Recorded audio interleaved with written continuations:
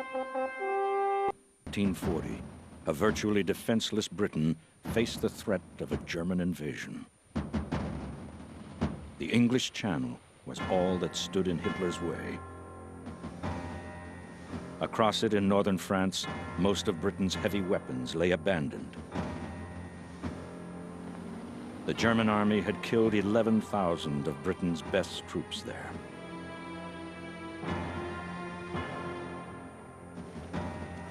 Another 50,000 British soldiers were imprisoned. The Royal Air Force had suffered heavy losses.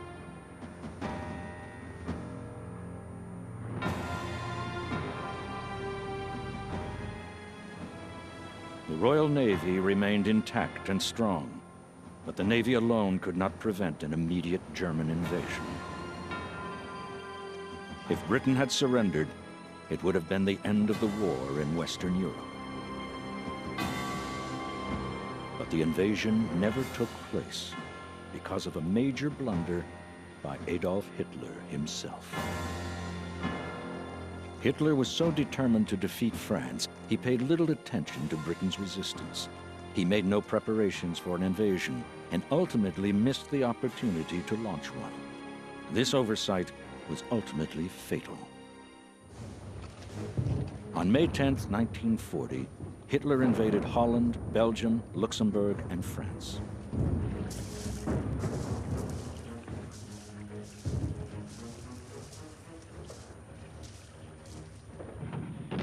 The British and French had been expecting this move since the previous autumn, but their preparations to meet the attack were insufficient. The German blitzkrieg was unstoppable.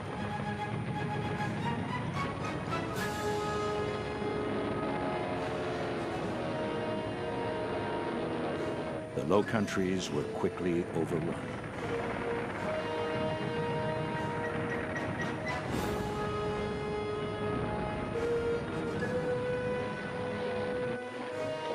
After just 6 weeks of fighting, the French army, which seemed formidable on paper, surrendered.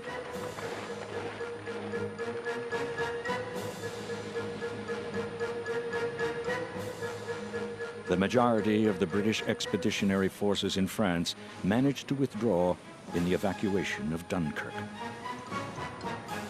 They returned with little more than their rifles. Hitler now had much of the European continent under his control.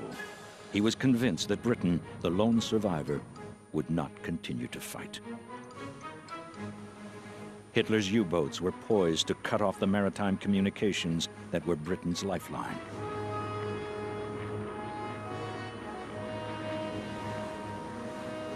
His triumphant Luftwaffe was standing by to bomb towns and cities throughout the British Isles. Hitler was certain that Britain would ask for an honorable peace rather than risk destruction. After the fall of France, Hitler even disbanded 17 of his infantry divisions. It seemed a relatively effortless victory. The Führer and his people celebrated the end of the fighting in the West. Across the English Channel, the mood was quite different. Throughout June of 1940, Winston Churchill worked tirelessly to rally the British and organize a defense against the German invasion.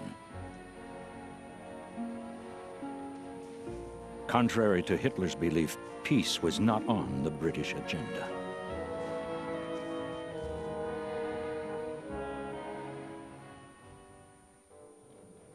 By July 1st, 1940, Hitler realized he might have to use force to subdue his one remaining enemy.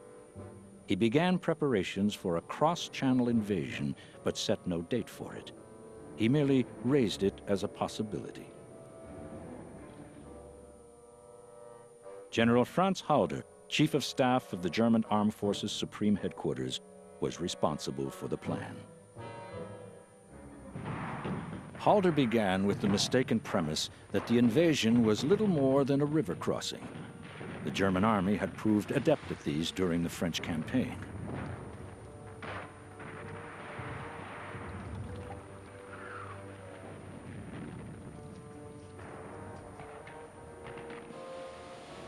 Halder ignored the fact that the English Channel was one of the world's most unpredictable bodies of water.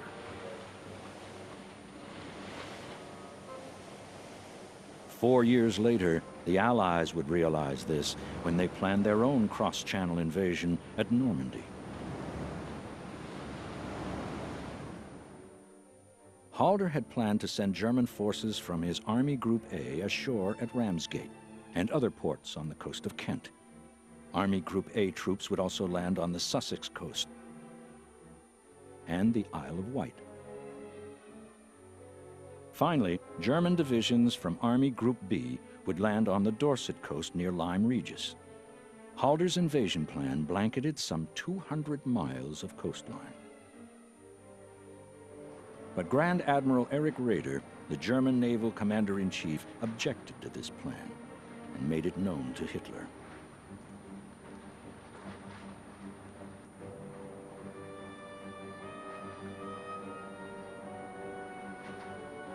Four months earlier, the German Navy had suffered heavy losses in Norway.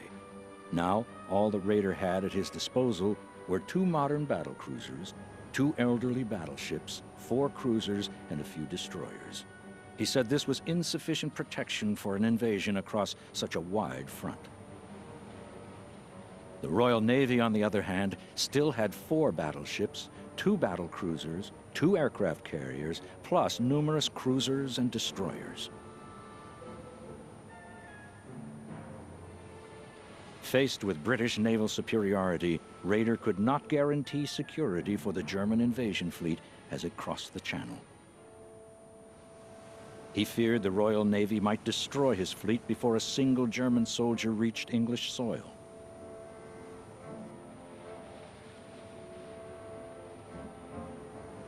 The German Navy also had no landing craft that could put troops and equipment on hostile beaches. This undercut Raeder's faith in the plan. Hitler, however, overruled Raeder. On July 16th, Hitler issued the directive for Operation Sealion. Preparations had to be completed by August 16th, just a month away. It was an impossible challenge. In mid-July of 1940, Hitler's Luftwaffe began to harass British ships in the English Channel and attack ports in southern Britain.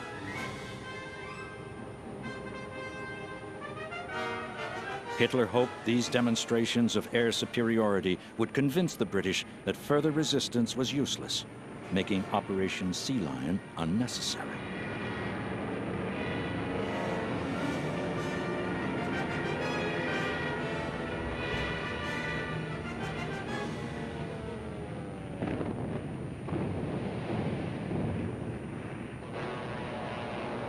Unintimidated, the British continued to watch and wait. On July 19th, 3 days after he issued his Sealion directive, Hitler spoke at the Reichstag.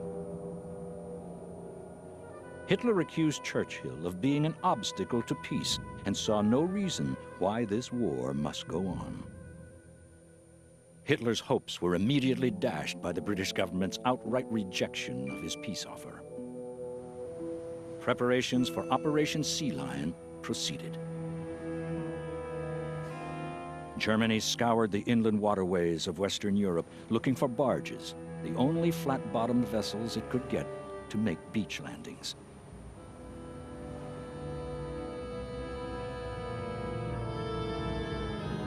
These were assembled in Dutch, Belgian, and French ports. But the Germans realized these barges could not navigate the channel under their own power. Some would have to be towed. Others were hastily fitted with aircraft engines to boost their power.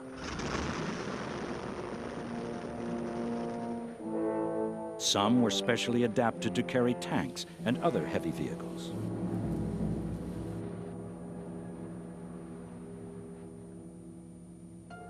With so much to be done, it became clear that Sealion's deadline of August 15th could not be met. On the last day of July, Hitler held a conference at his Bavarian retreat, the Berghof. Raeder once again advised a narrower invasion front. With so many German preparations for Operation Sealion still incomplete, Raeder also said the invasion of Britain should be postponed until May of 1941. Hitler disagreed, but he did push back the deadline for the operation's advanced preparations to September 15th. The deciding factor in whether Sealion would subsequently be launched or postponed depended on Hermann Goering and his Luftwaffe. The planners recognized an invasion of this scope could only succeed if Germany ruled the skies over southern England. The Luftwaffe now mounted a concentrated attack to destroy the Royal Air Force. Hermann Goering assembled his air commanders to plan Eagle Day, a massive onslaught designed to give the Germans the necessary air supremacy over Britain.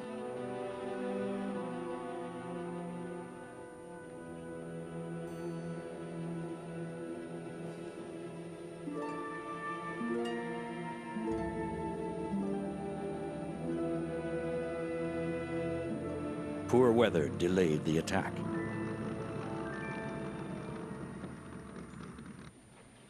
In Britain, every week the invasion was delayed was a bonus.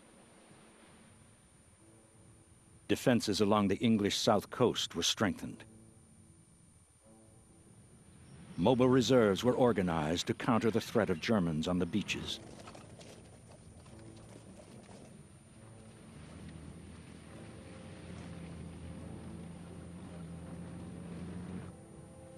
At the end of May 1940, a part-time local defense force known as the Home Guard was formed. Of its members were old, but they were long on determination. Production of Spitfire and Hurricane fighters was up. The RAF Fighter Command was growing in strength.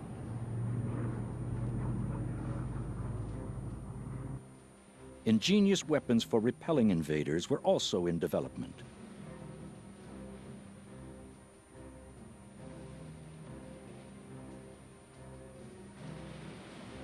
One idea was to set the sea afire with burning oil to prevent a German landing.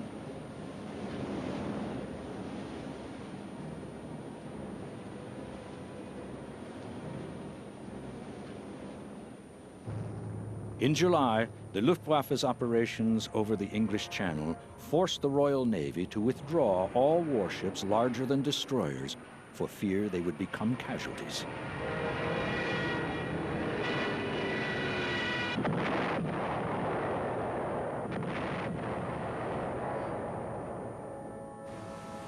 Even so, once Sealion appeared imminent, the home fleet quickly steamed south from its anchorage at Scapa Flow, north of Scotland.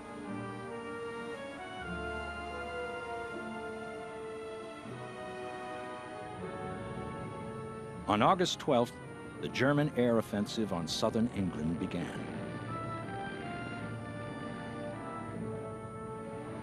The first targets were fighter airfields and vital early warning radar stations on England's southern coast.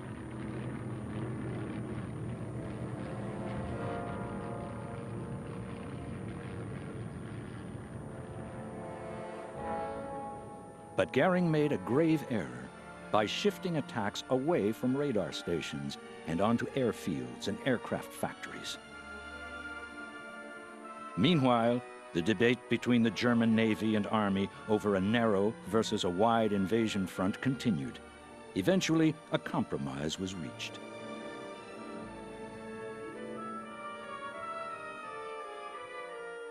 The frontage would be narrowed, but not by as much as the Navy wanted. An assault from Cherbourg was cancelled, and the westernmost landing point was now Worthing, England. This meant that only one German army group would carry out the invasion, a group commanded by Gerd von Rundstedt, who had little confidence in Sealion. Von Rundstedt recalled that Napoleon wanted to invade Britain via the English Channel, but decided it was too difficult. So von Rundstedt did not think Sealion could succeed. He went on leave when preparations reached a critical stage. His lack of faith did not bode well for Sealion. On August 14, 1940, Commander von Rundstedt's doubt in Operation Sealion was reinforced when he and other senior officers received Field Marshal batons from Hitler, rewards for the campaign in France. Hitler told the newly promoted field marshals he would not mount Sealion if the risks were too great. Invasion was not the only way to defeat Britain.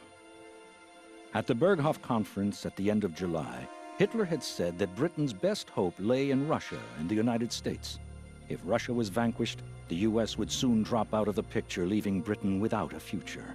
He therefore intended, in the spring of 1941, to destroy the Soviet Union.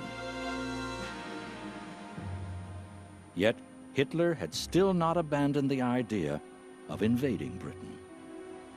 12 days after Hitler's speech to his generals, Franz Halder, the author of the original plan, noted that interest in Sealion had increased. The forces involved had stepped up their training.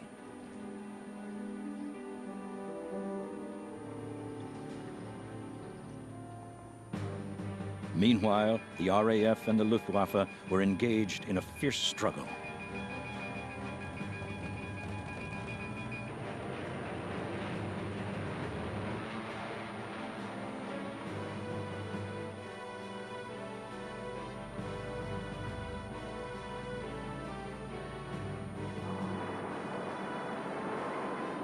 Casualties were high on both sides.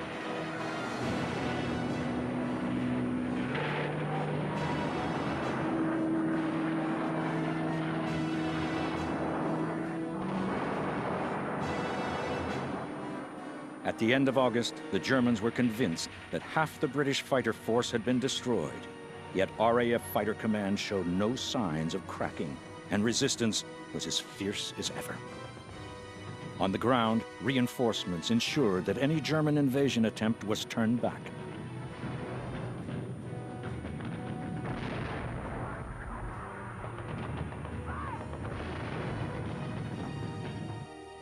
RAF bombers also began to strike at the buildup of landing barges at ports along the Channel and North Sea.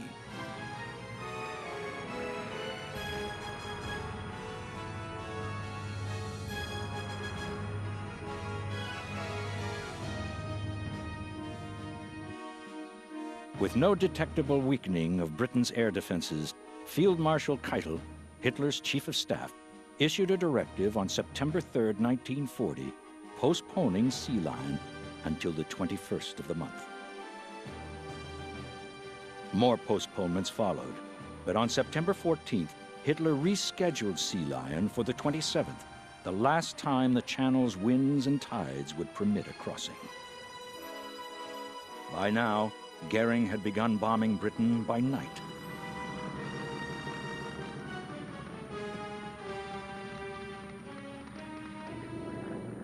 On the 15th of September, Goering made one final desperate attempt to destroy the RAF Fighter Command by light of day.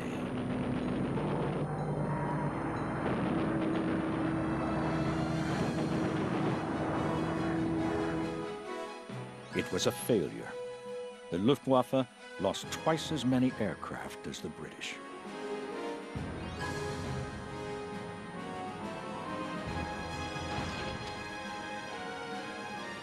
Two days later, Hitler postponed Sealion indefinitely and turned his eyes east to the Soviet Union.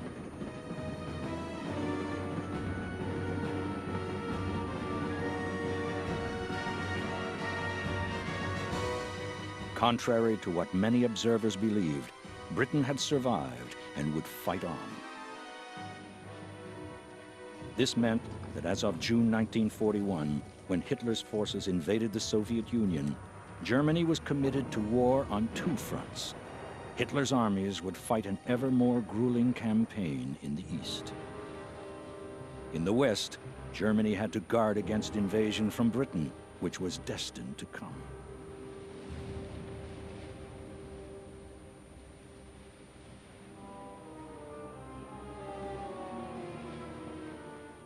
This was especially true once the United States was drawn into the war, something that would not have happened if Britain had given up in the summer of 1940.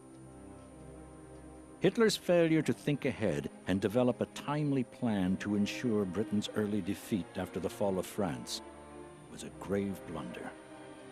When he finally realized the need, he seriously misjudged the mood of the British people in his belief that the twin threats of his Luftwaffe and U-boats would cow them into submission.